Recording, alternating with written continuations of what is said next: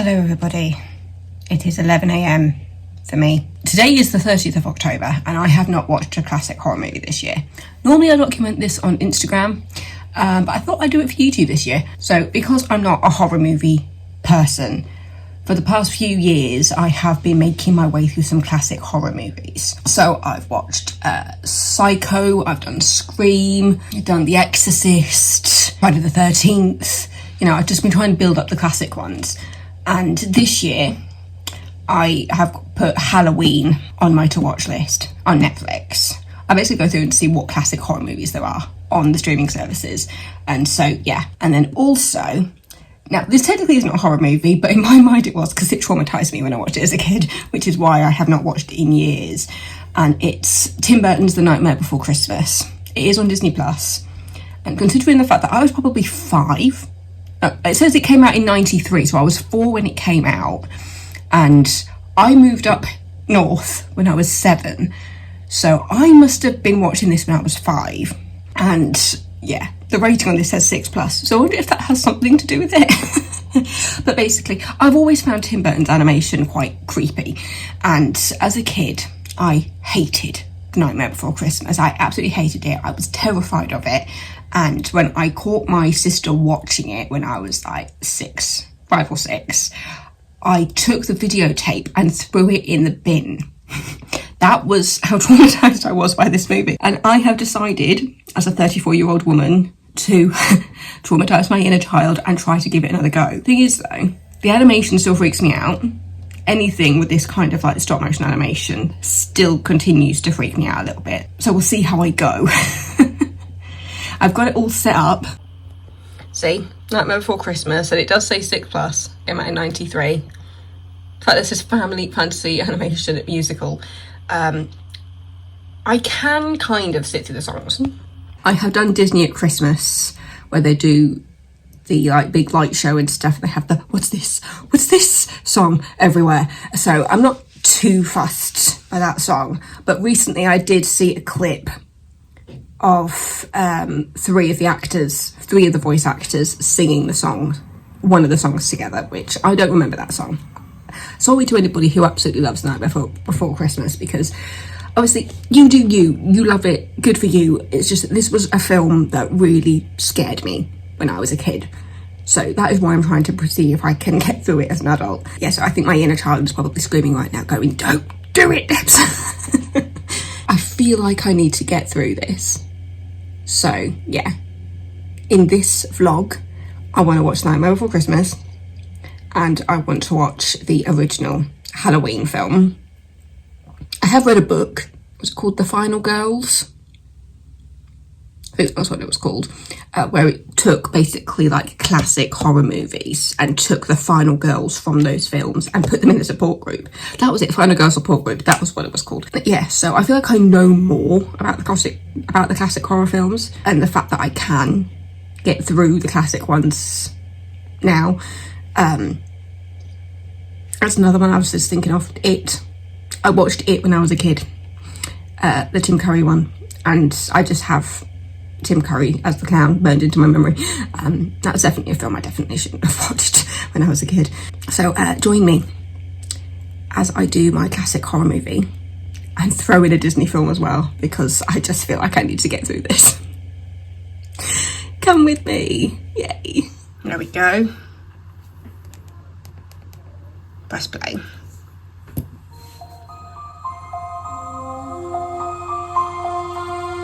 You're 34, Debs. You can do it.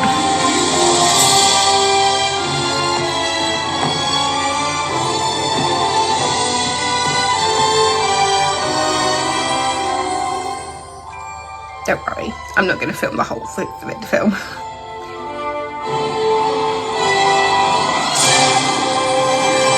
And yes, Jenny, I still have the uncle card.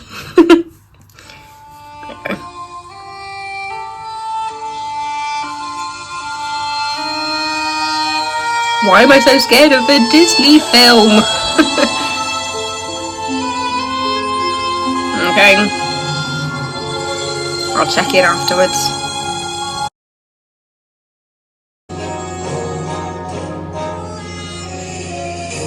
I just finished watching the film. I definitely understand why I didn't like this film as a kid. Yeah, I'm not saying I don't like it now. I can definitely appreciate what it is and what it does. It's definitely the animation and the music that gets to me in this film. I've never been the biggest fan of that kind of stop motion animation. Now, I'm not saying that it's all stop motion animation that I don't like. I mean, I grew up watching stuff like Wallace and Gromit and I didn't have a problem with it. For me, it's more the style of it, especially with the character of Jack Skellington, because I think it's the long limbs. I can't speak. The long limbs. It's very spider-like in the animation. And like when there's like close-ups on Jack's face and the teeth and things, it's just like, yeah, that's what gets to me. And the music, though incredible, cuts straight through me. I can definitely appreciate it as an adult, while also realising just how terrifying it was for me when I watched it as a kid. My mum doesn't seem to think that I did actually watch it all the way through. I definitely watched it all the way through when I was a kid. I was definitely getting memories of watching it, and there were some bits that I couldn't remember, some bits I did, because obviously the point is that Jack thinks he's doing something good throughout the film, even though he is the Pumpkin King. Why is that how I say? Pumpkin King.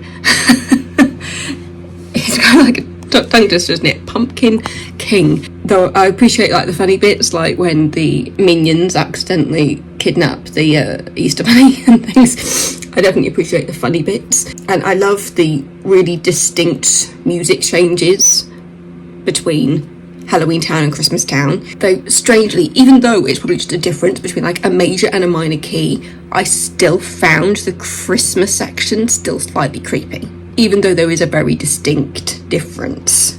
I mean, there is the track when when all the presents are being made in both Halloween Town and Christmas Town, and you hear the music changing between the towns. So you've got like the more major tinkly side of things in the Christmas side, and then you've got the more minor stuff happening in Halloween Town. The music is incredible. You cannot deny the genius of the music. Will I watch it again? I don't know. Though I did appreciate it more for what it is now, but there are certain parts which I definitely understand why I was so terrified of it when I was a kid. It does mainly come back to the style of the animation and the music. It's nothing about the story, really, because if anything, I'm more scared of Jack than I am of Oogie Boogie. And Jack is supposed to be kind of a hero. He's kind of like an anti-hero almost, isn't he? Because he thinks he's doing good, but at the same time he encourages people to kidnap Sandy Claus. Which I'll admit that I got a giggle out of Sandy Claus. Yeah, it feels weird to talk about what is essentially a kids' film in this much depth. But yeah, I appreciate it for what it was, but I do understand why I was so scared of it as a kid. And the reason why I was scared of it as a kid still affects me as an adult. Just because I've never been a fan of that style of animation. Because it was like the Tim Burton version of James the Giant Peach. The animation in that creeped me out. It's all very similar style, but I do still appreciate all the voice acting, and the music really is incredible in the film. There is something about the style of the music that really does just go. It goes through me. Kind of like nails on a chalkboard. It's that kind of sound where you're just like, that's what that music does to me, and I don't know why. If anybody else has had a similar reaction to Tim Burton's style of things, it's just like, there's probably so many Tim Burton fans out there that feel like I'm greatly missing out. But it's just like, it's great that you enjoy it. It's just something that my body just doesn't agree with. But I'm glad I watched it. And it definitely built up in my mind over the years of just how scared I was of it when I was a kid. I watched it. I'm 34. I finally watched it all the way through properly as an adult, after refusing to watch it for years, since the time that I caught my sister watching it and I threw out the videotape because I was just that scared of it. So now I've got a video that I need to make because I've got a book that I finished a couple of days ago, but I was working, so I didn't have the chance to film it. So make a video. I've got a couple of videos to edit. One of them is just going to be, it's just a song. It's just a singing Sunday, so that'll be easy. I've got 2 takes that I can decide which one I want to upload. So I've got that. I had a cup of tea and a biscuit while I was doing that. Well, it was a cookie. It was a chocolate chip cookie. Sorry if it feels a bit noisy. I put my fan on because it's getting quite warm in this room. My radiator was on because it was really cold, but so it means the room's really hot. But while I turn the radiator down, the heat's still circulating. So I'm just trying to cool the room down a little bit. The cat is completely unconscious right now. So that's one Halloween film done. This is supposed to be like a horror movie. For me, that was a horror movie when I was a kid. But yeah, and then I have got the original Halloween film lined up on Netflix. And then I'm going to go through and see if there's any other classic movies I want to do. Horror movies, American Horror Story Delicate. Ooh, that sounds interesting. Is that the new one? I think I've got 2 seasons of American Horror Story to catch up on. Is it the new one that's got a Kardashian in it? Is it Kim Kardashian that's supposed to make an appearance in the new American Horror Story? I cannot remember for the life of me. I might do like an episode of Baby Daddy, just to clear my head after watching it. But yeah, I did it. And next, onto the actual horror movie. To build up my horror movie knowledge. I do find that reading the trivia for the films does help me, because I'm kind of fascinated by like the behind the scenes making of stuff, so having the movie trivia really does help me to appreciate what goes into making them, because I think I made a couple, 1 or 2 horror style things when I was like in my early 20s, like short films and things. I've been killed a couple of times. I am very much looking forward to binge watching the Hocus Pocus films. It has to be done. It has to be done every year. And I do not get bored of Hocus Pocus. So I'm gonna... this has been my second cup of tea today, so I think I'll have a break from the cup of tea. I'm just gonna grab some water or something. I did it. But I'm very aware of the fact that Jack Skellington, as I looked at him and the way that the character moves, it's just like, it is very spider-like with the long limbs and the way that character moves. And I must admit though, I really appreciated the character of Sally, actually. It's almost as if she was animated slightly differently. I think I saw in the trivia that there was a point when they purposely made her move differently, something to do with how they wanted the backstory, but then they changed it. But it's very clear that she's animated a little bit more slowly, like she walks slower than everybody else. But yeah, I greatly appreciate the music. I just think the detail of it is incredible, and I was getting some slight Sondheim influence a little bit from some of the music. But yeah, like nails on a chalkboard, some of that music just goes straight through me, and I don't know why it does it. I have that like reaction to the music. I think it's just that Danny Elfman's music is very stylized. Like it's kind of like listening to Sondheim. You hear the music and you know it's from him. There is a very specific style that Danny Elfman has.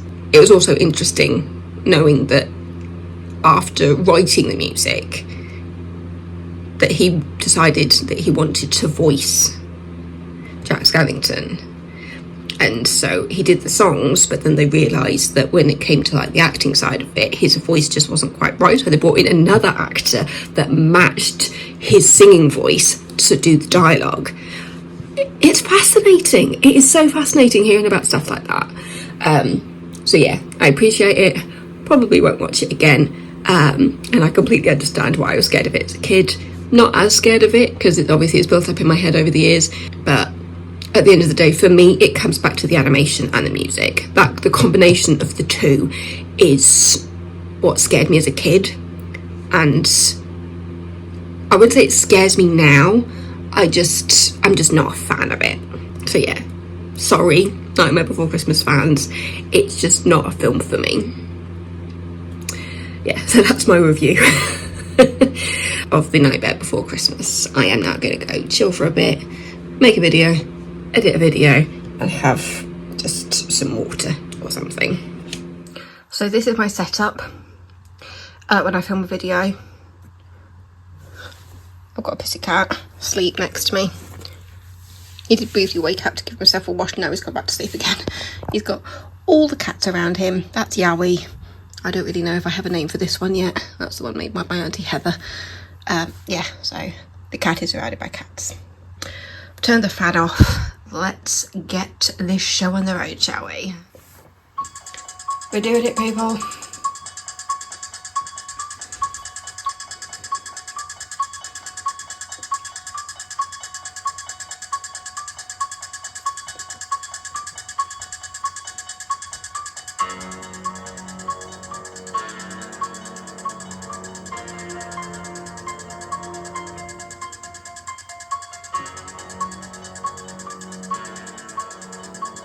Halloween.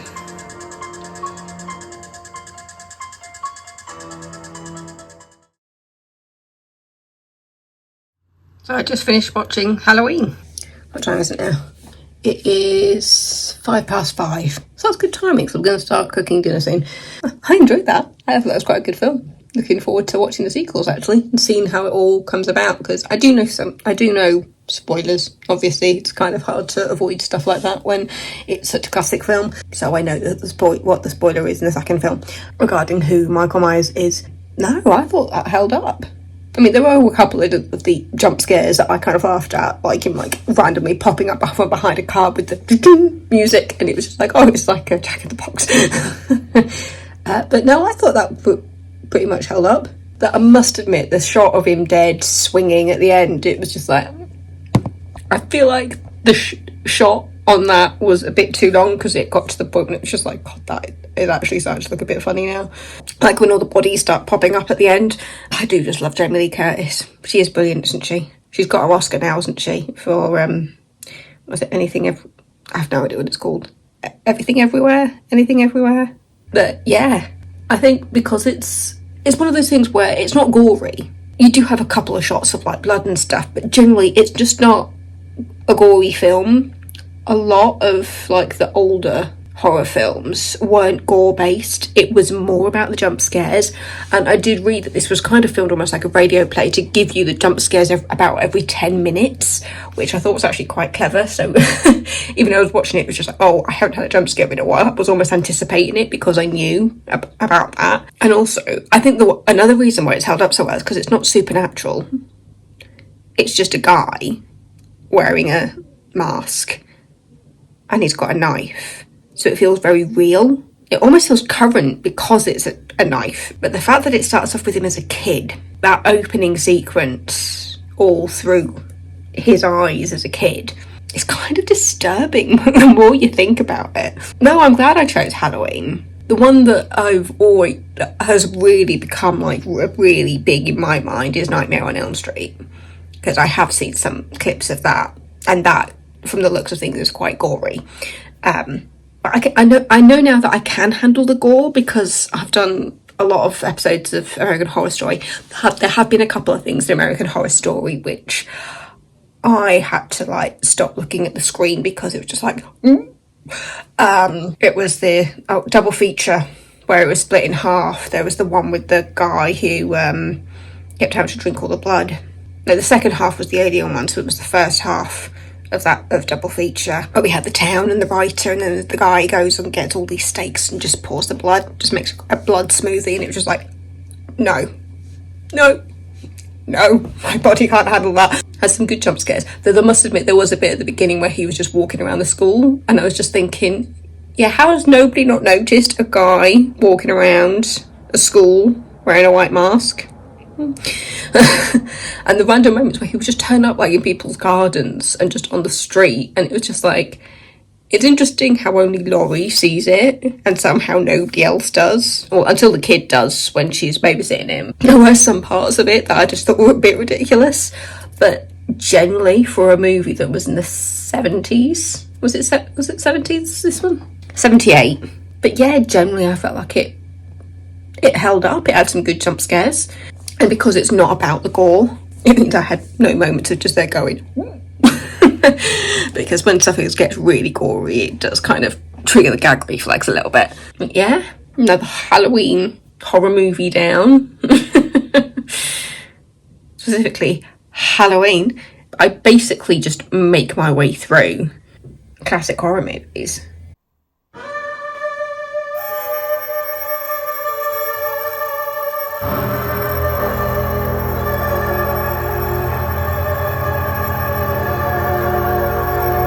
But there are a couple in my mind where it's just like, I am not sure if I could get through that. Cannibal Holocaust, the more I hear of that movie, the more I just think, no, I do not need to watch that film. Yeah, there are certain films where you hear the premise and you're just like, that is not something I need to watch. And Cannibal Holocaust is one that I definitely do not need to watch. Cannibal Holocaust was the 80s. Why do I feel like it was older than that? Because didn't, like, the entire cast have to turn up in court to prove they hadn't actually been killed and murdered? I mean, the trivia behind horror movies is insane. But yeah, the idea that for Cannibal Holocaust, it was so disturbing that they actually had to take them to court because I thought it was a snuff film. Yeah, Cannibal Holocaust, do not have any intention of ever seeing that film.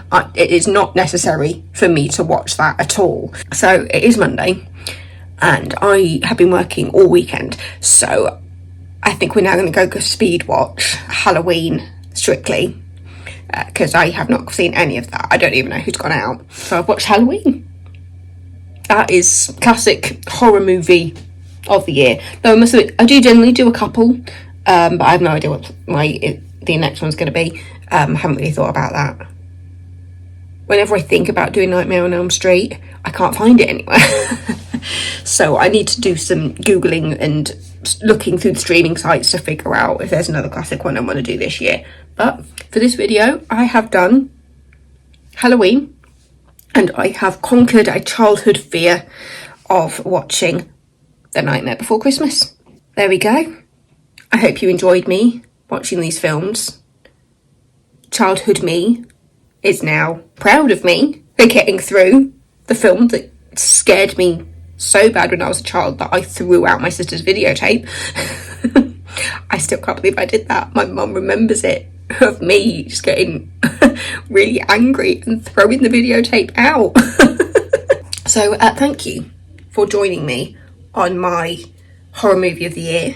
As somebody who did not grow up watching horror films and was generally a bit of a scaredy cat, as evidenced by the first movie that I watched in this vlog. Thank you so much for watching. If you like these kind of videos, let me know and I'll see if there's anything else that I can do in this kind of similar style. Another one would be me like rewatching Goosebumps from when I was a kid. God, I used to have to put on like a football afterwards so that I could actually sleep. But anyway, don't forget to subscribe and I will see you on Sunday for a Series Sunday video. Mwah. Stay safe, everybody. Bye.